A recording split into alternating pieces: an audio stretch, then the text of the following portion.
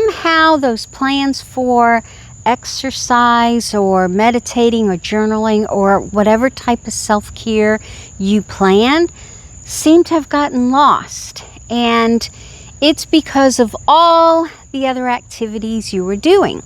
And at the end of the day, you tell yourself you're tired and you're just too busy. Well, you're not alone. But here's the thing.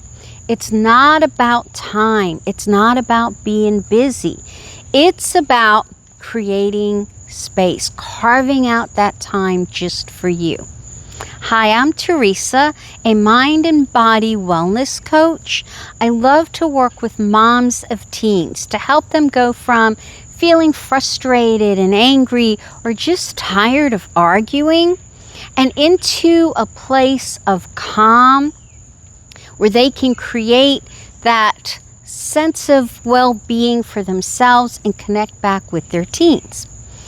Lately, I've been talking about creating space. In fact, I created a one-page quick summary called 5-Minute Reset, and you'll find the link below up at the top of the description. I'll talk a little bit about it at the end of the video. So why is creating space so important?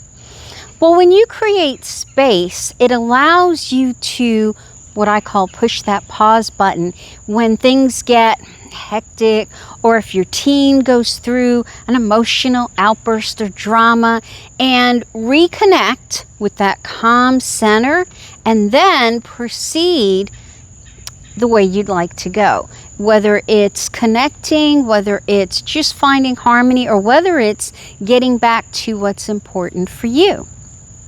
So I did a few videos already on creating space. First, about physical space, carving out a little place for yourself where you can sit down and really feel that calm center and presence. Also, I talked about creating space in your routine, putting in that new habit stacking so it becomes natural. Today, I'd like to talk about scheduling your space, creating space, or carving out that time just for you in your schedule. Now, I'm sure in the past you've put yourself down into your schedule. It might be for going to the gym, exercising, maybe it's journaling and meditating.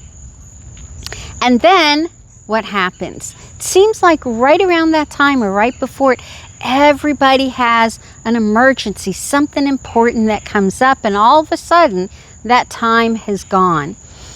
So it's not about scheduling the time.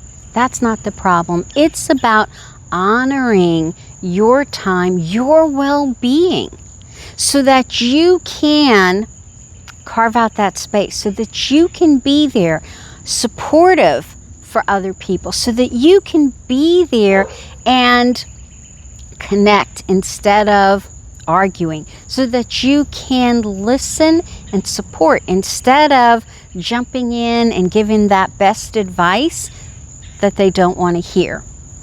So great, it sounds wonderful. How do you do this? You've scheduled and all of a sudden everything creeped in.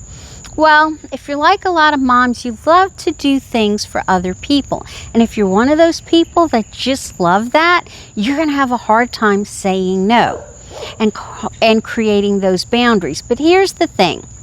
Creating boundaries is a skill just like anything else. And as we practice, it gets easier and we get better at it. So the key is that repetition.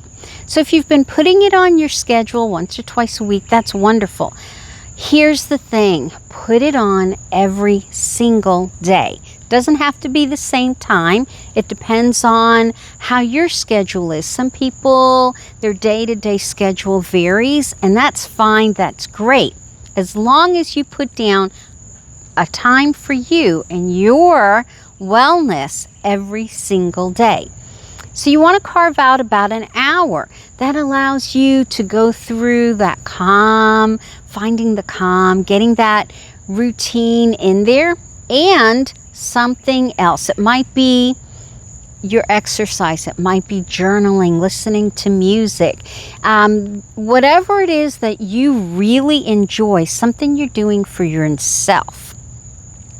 And then you want to make sure you track it. Some people love trackers and checking off, whether it's on their phone or posted somewhere on a wall.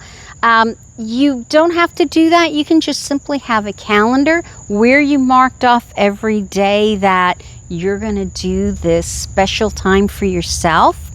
Just make sure you check it off, cross it off, and then on the days where you don't, be gentle and kind to yourself. Simply mark down what you did and said.